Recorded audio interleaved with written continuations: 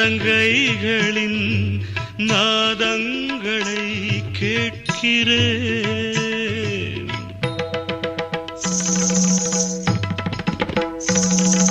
பூப்பந்தல பொன்னூஞ்சலா புரியாமல் நான் பார்க்கிறேன்.